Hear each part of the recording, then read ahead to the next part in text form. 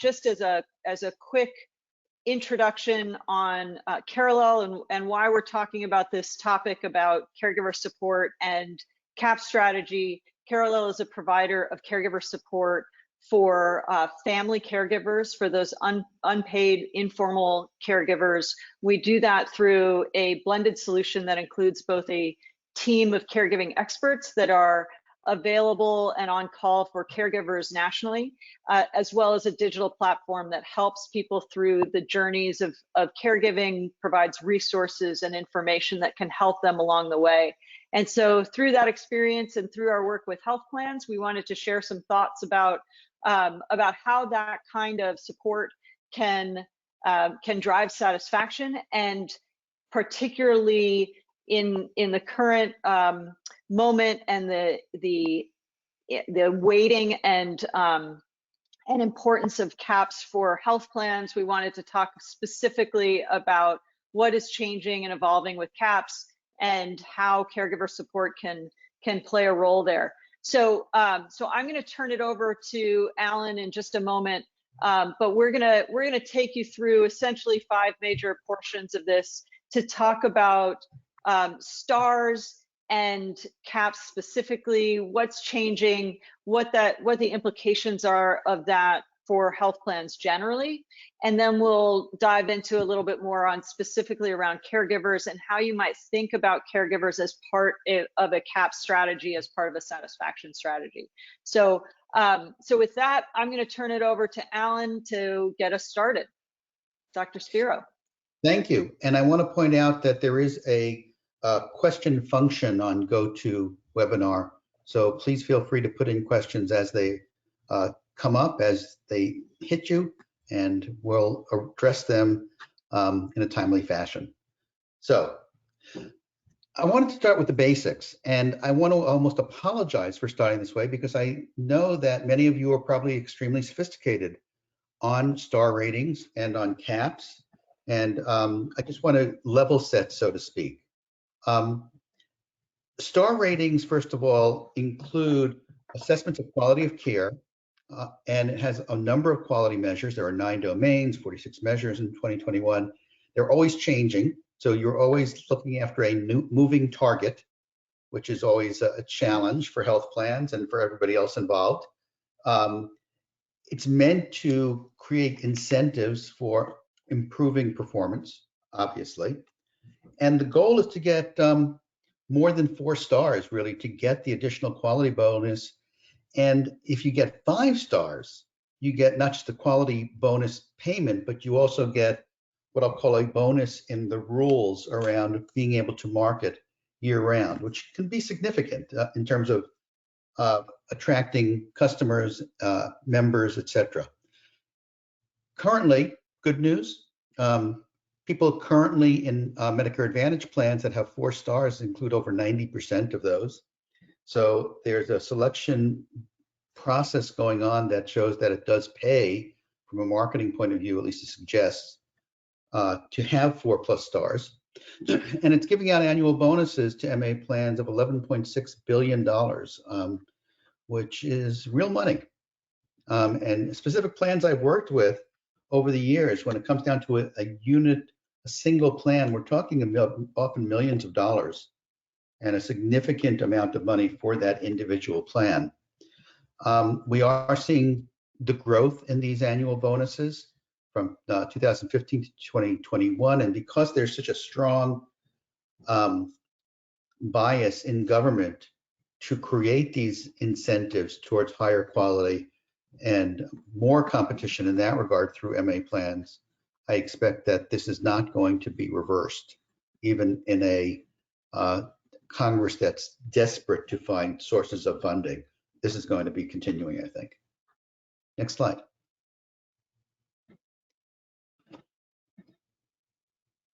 Sorry, we're having a little blackout here. And this is only because it worked perfectly when we were practicing before. That's right. That's right. There you go. You know, I mentioned earlier that it's a moving target. It's a moving target in more than just the fact that the questions change, but it's always grading on a curve. You're always being compared to other plans if you're a health plan, meaning that if you just stay the same, you can fall behind. Just because you're 4 stars today doesn't mean you'll be 4 stars a year from now. The portion that are the CAHPS questions really look at member experience, and they're getting to be more and more important in this whole equation.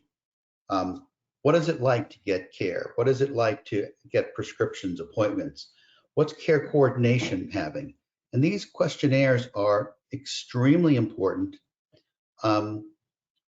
They also measure customer service by the health plan. They rate the quality in the plans, of course. And CMS, the way they administer it is they have these cut points on the performance for each measure over the previous year and compared to other plans. So it's you're dealing with this moving target on so many ways, and it's just to say that you can't stay the same. You have to be continuously improving, otherwise you fall behind in this arena. And so, Alan, if I can, I think this is an important point that sometimes gets confusing, is that the moving target is both your competition is moving and you're graded on a curve, and CMS is changing the is adjusting year over year on this on sort of what performance standard is through the cut points, right? So it's both the field and the judges, right? That's right. It's both. Yeah. Now, there's 2 ways to handle that. One is to throw up your arms and say, well, who knows? So I'm just going to give up and do what I want. I don't think that's the smartest strategy, because there is enough consistent from year to year that you have to go by what's happening in that sense. But it does allow you to try to beat the curve by trying to anticipate what are the hot topics. I mentioned this in view of this discussion because caregiver support is a big hot topic, and it would not surprise me in the next 1 to 2 years to see a question on that. Next slide, please. Sure. And to that point, and I think we have a slide on this later, but I'll just mention it now. There's the whole question of who fills out these surveys. And the surveys in Medicare Advantage are often filled out by the caregiver, which is another reason to, in a sense, be nice to them, to support them. Often they're the key people, and probably up to between 25 and 50% who are actually doing these surveys. And the surveys are becoming more and more important. In May 2020, CMS changed the methodology for the quality scores, and CAHPS in particular is increasing in terms of weighting. It's going to be really that customer-centric feedback is going to be 57% of overall stars ratings by 2023. And that's from McKinsey. It's striking how big an issue this is for plans as we move forward. Next. So the likelihood is that if you're a plan with a consistent 4+ star ratings, you're going to have twice as many members over the years. In 2019, that's the data. I expect that to at least continued. It's really pretty simple math. If someone's satisfied, they're going to be 5 times more likely to renew with you. There's going to be a tremendous financial incentive in terms of membership, even without the bonus. With the bonus, you're talking about, for a single plan, just in a very conservative estimate, of 1.27 million in additional payments. But again, I consider that a conservative estimate. It's going to become more and more a basic fact of life of the payment system for MA plans especially. But there's also going to be, I believe, some movement into commercial plans as well as we go forward. I think the interesting thing about the sort of back of the envelope math as well is that, you know, as you said before, because the there's change year over year. It's really hard to sort of project a specific number, but to get into the ballpark of what CAHPS can mean in stars ratings, you can start to put together the size of your plan, the bonus that the average bonus in 2021 was up, I think 20-30% over the prior year. And so you can start to just do simple math to think about what investment in CAHPS will drive in terms of those additional payments, even if it's hard to predict, sort of where you're on the bubble from one star to the next. Right. So, yeah. But it's a challenge. And I think everything I've said up until this point really makes that pretty clear. You've had 22 measures in 4 categories consistently. You've had increases in 3 categories: outcomes, process, and access. There's been little changing through 2018 in scoring for patient experience. And by the way, this also points out, in a sense, that everything you're doing today ends up affecting payments and at least 2 and sometimes 3 years in arrears. So this is clearly a future methodology by CMS, although I would argue that a lot of the programs you put in place today have side benefits that, besides improving the scores, improve your marketability in the short term as well. You still get bread. Yeah. And the NPS benchmarks are pretty interesting, right? Because unfortunately, health plans and healthcare organizations tend to be fairly low on the list in terms of NPS as an indicator of satisfaction. And so, I think it can be argued that extension of kind of tried and true methodologies of driving satisfaction, that organizations really do need to think about how to do differently, how to think differently, to steal a bit from Steve Jobs about how to engage around satisfaction. Do you think that's fair? Yes, absolutely, absolutely. Okay.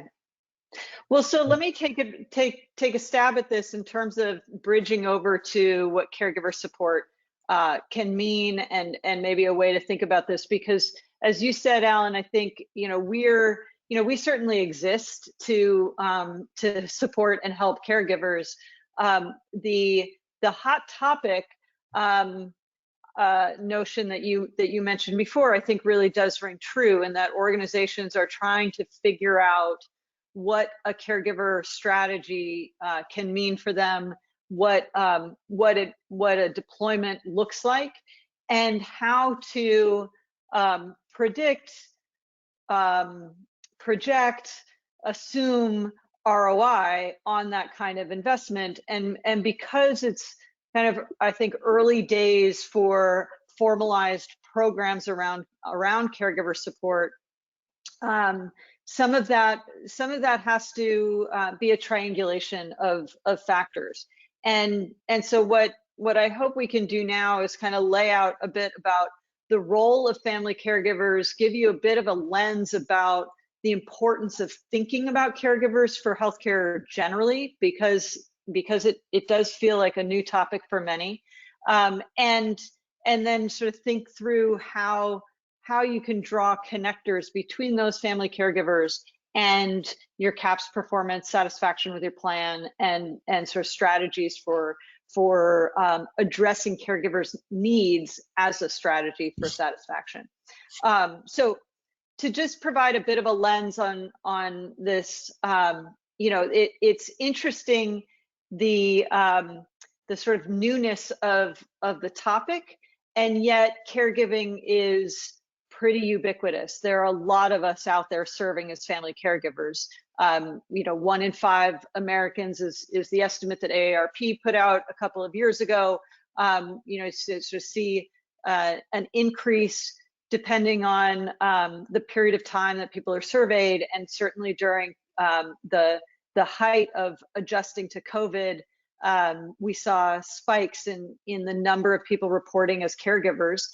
I think what's important to recognize is how heavily healthcare relies on those family caregivers. They're performing 80% of in-home care, putting a considerable dent in at-home care costs, according to the CBO. And they hold the key to, or the keys to, better outcomes. So we have one example here that the chance of a 90-day readmission was reduced by 20%, 25%, excuse me, and in fact 24% over a 180-day readmission period. This was a study a couple of years ago out of UPMC, and this is just one example. People with support from family caregivers have been shown to be less likely to use the ED, and when hospitalized, their length of stay is shorter. And there's a lot of data out there about the impact that caregivers have on cost and quality of care. But it's important to recognize that they are increasingly vulnerable. 20% of caregivers suffer from depression. That's twice the rate of our general population. Nearly 1 in 4 caregivers feel that their caregiving has worsened their own health. And in looking at particularly the impact of COVID on family caregivers, the CDC looked at June of 2020 as a marking point, and found that 1 in 3 unpaid caregivers had suicidal thoughts as a result of the stress associated with their caregiving. So the punchline here, I think, is that healthcare organizations depend on these caregivers and should consider the preparedness and the resilience of those caregivers to really hold up under the weight of what's being asked of them. So let me talk. Yeah, please. Sharon, I just want to make one point, that all these numbers are extremely conservative. If we think of caregivers, all of those numbers are really based on people identifying as caregivers. Substitute the word family helper for caregiver, and all of a sudden that number multiplies. Mm-hmm. So many of us find ourselves being, juggling and helping care for a loved one. We may not see ourselves as the caregiver because we're one of a team, all of us doing a little bit, children of adult children of elderly parents, etc. So we are being very conservative in our numbers in terms of numbers of caregivers. Yep. Yeah.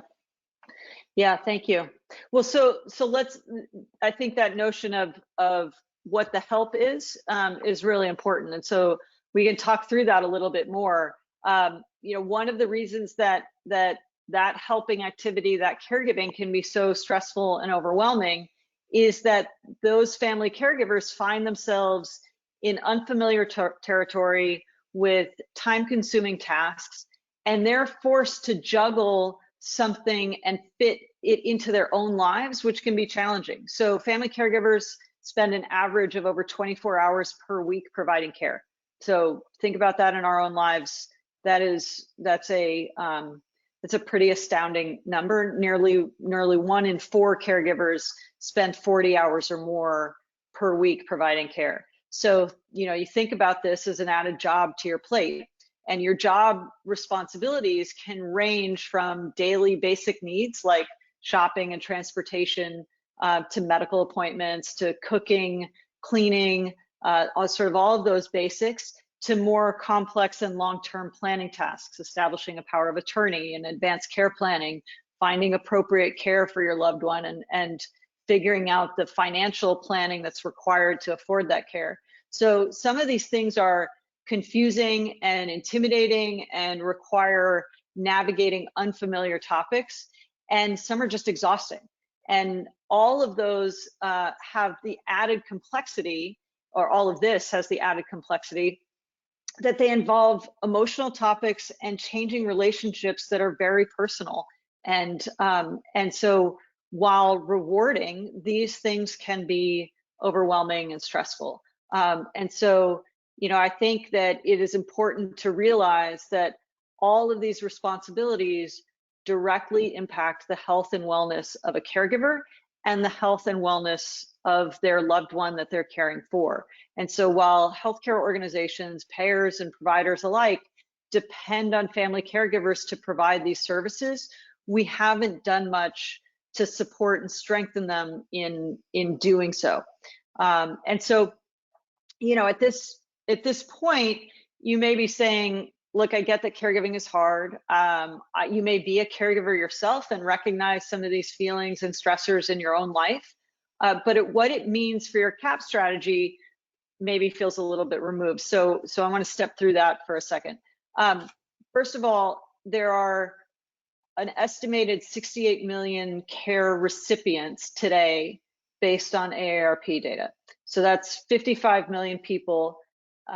81% of that total population are Medicare or soon to be Medicare aged folks. So one way to think about this is that half of a Medicare population is benefiting from a caregiver, and nearly a quarter of them may be serving as a caregiver for somebody else. So that's a starting point. And those care recipients are primarily dealing with long-term physical conditions and memory problems. And so perhaps it's no surprise that given those conditions and that family caregivers are filling in and helping them in lots of ways that we just talked about, we can frame it in terms of the instrumental activities of daily living. So they're providing transportation, getting people to and from appointments, they're scheduling those appointments, they're managing the finances and the administrative details, managing meds, arranging for services. And it's you know, as Alan talked about earlier, it's worth considering that among these many tasks that they are taking care of, they are also taking care of simple things like dealing with the mail and answering things like surveys. So there is a need for support with them, and there's also this thing to think about around who your target audience is when you're thinking about CAHPS. So let me take that AARP data and sort of map that to what matters to members in terms of driving satisfaction.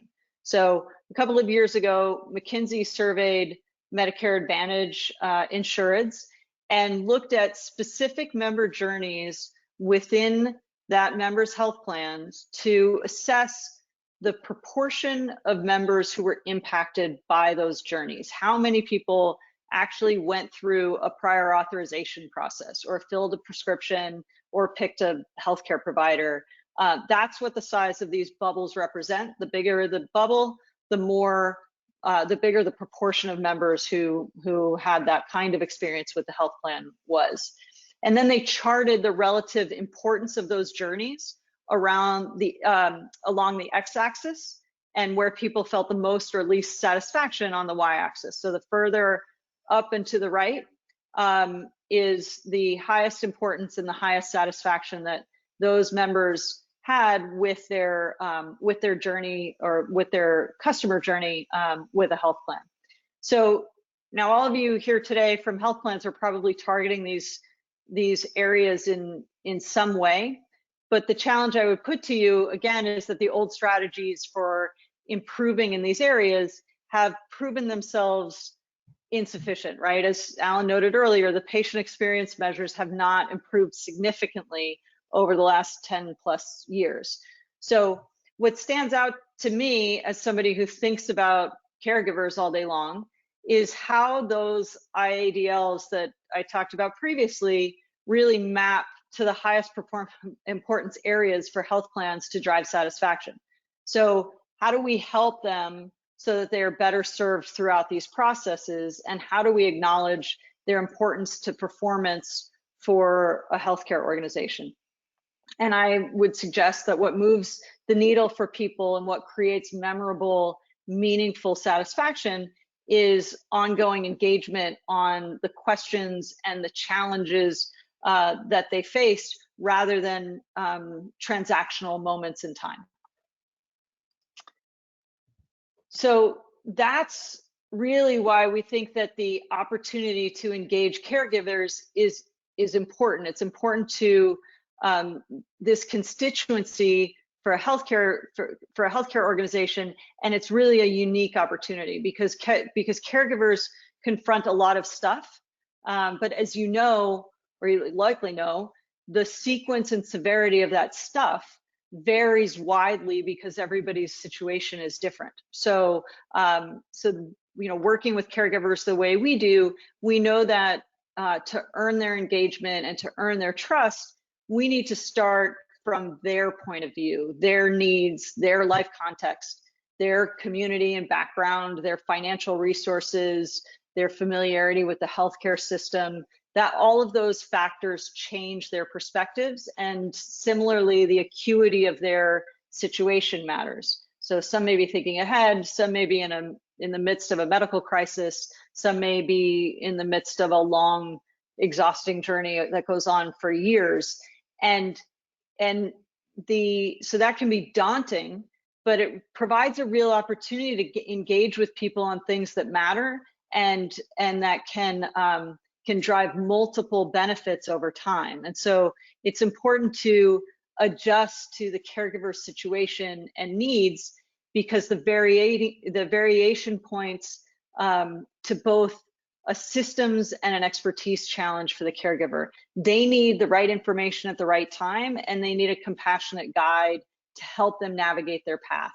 And so the question becomes, how can healthcare organizations fill that need for them, to become the provider of that right information at the right time and guide them along those paths, because it creates an opportunity to meaningfully engage over time. And that's really what drives that satisfaction. So I can't see you, Alan, so I feel free to interrupt me if I'm going on too long and you have to you want to throw anything in here for consideration. But I would posit that caregiver support as a focused effort is, again, an opportunity to engage with members, their families, and their support systems that provide real value to them.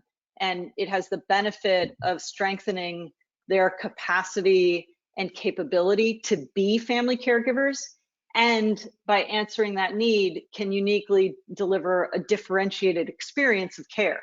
So it's a bit of a Trojan horse for satisfaction.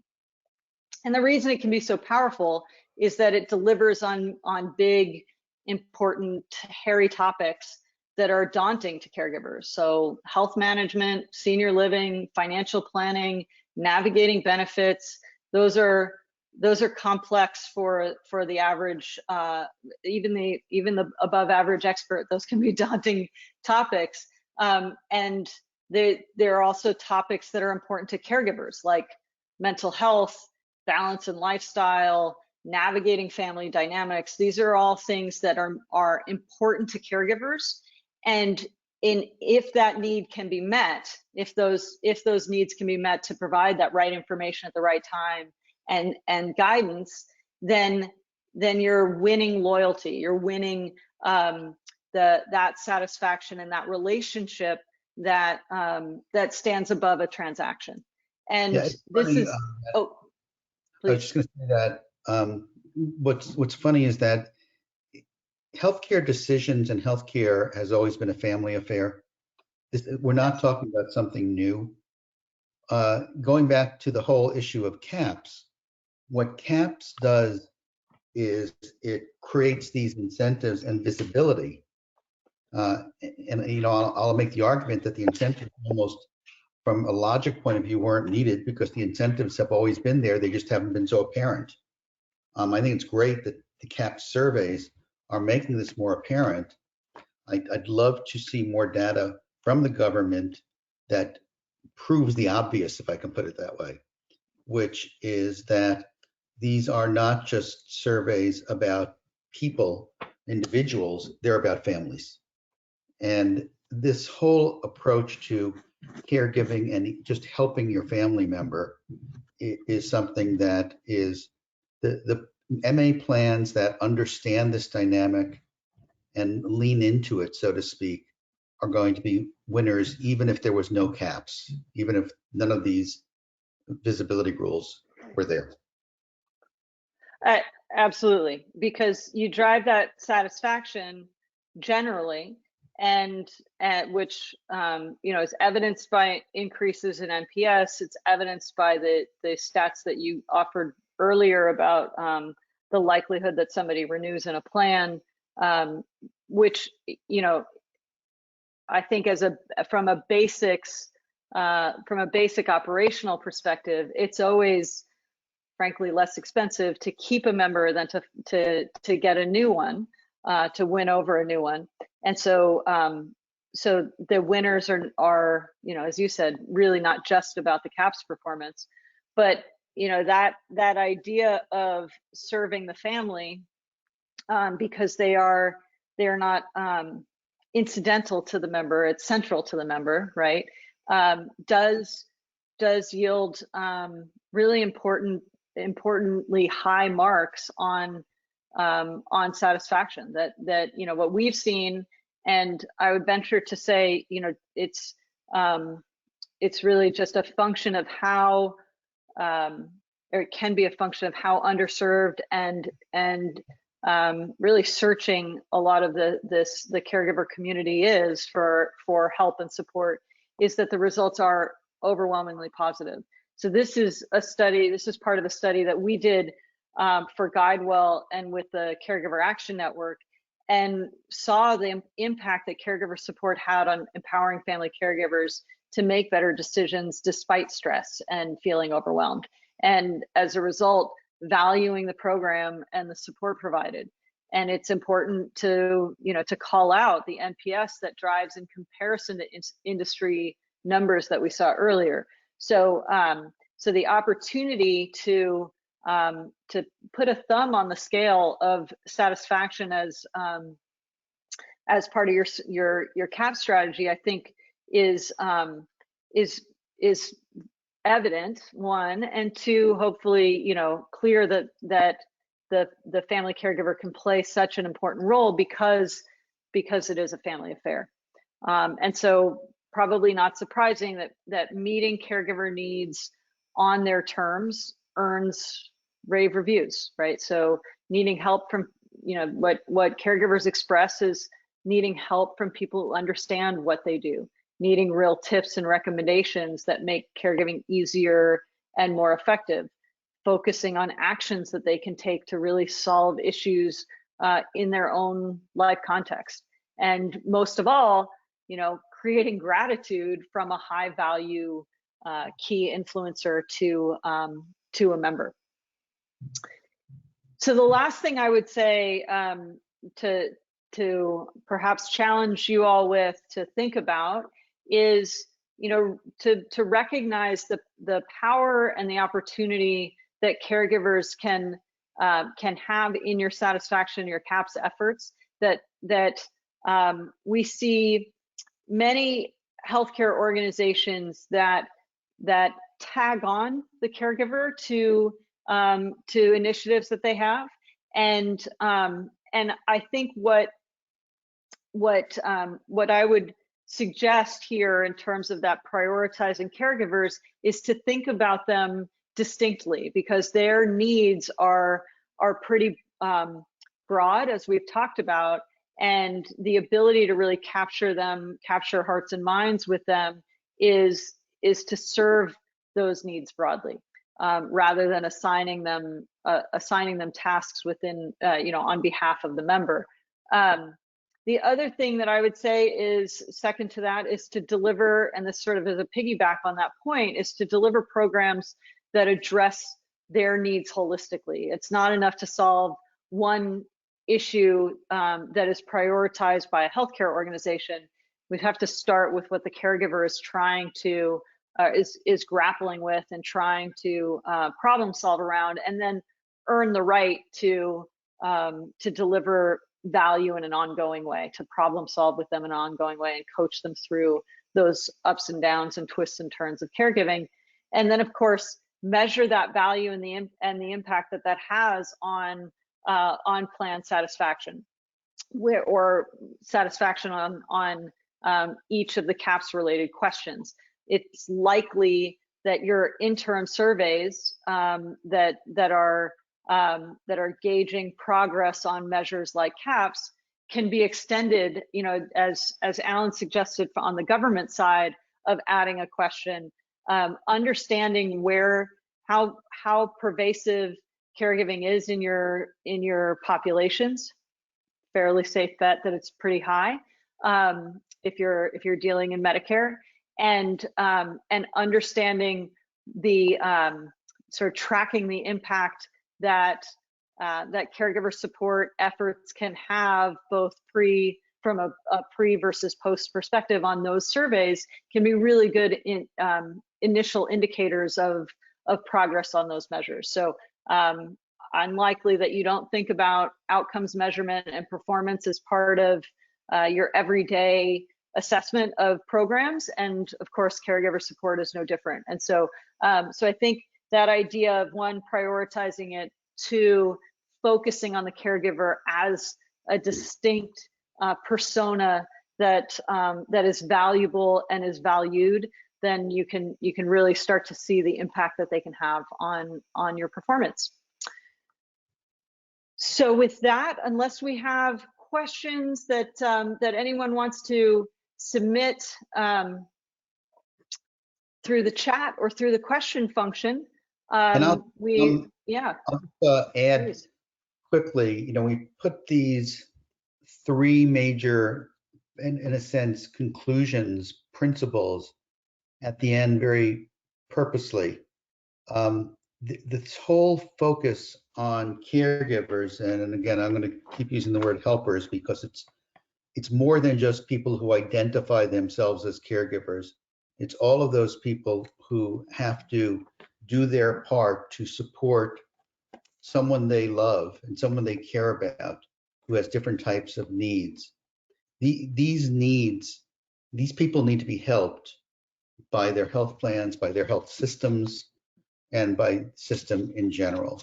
We can't, and I'm going to say something that might sound harsh here, we can't just use them as free labor. We have to help them. If we don't help them, they suffer burnout, they create problems, and ultimately their lack of ability to go on generates healthcare stress on the system, their own healthcare, as well as those people they're trying to care for. So I just wanted to remind everyone of this is a critical piece of the healthcare puzzle and that we have to help solve. Couldn't say it better than that. So I will just send appreciation to everybody who's joined us today. We're very happy to continue the discussion offline. If you have questions or thoughts or you know, brainstorms that need to happen from your own perspectives, and happy to help in any way we can. But really appreciate your time and attention today, and wish you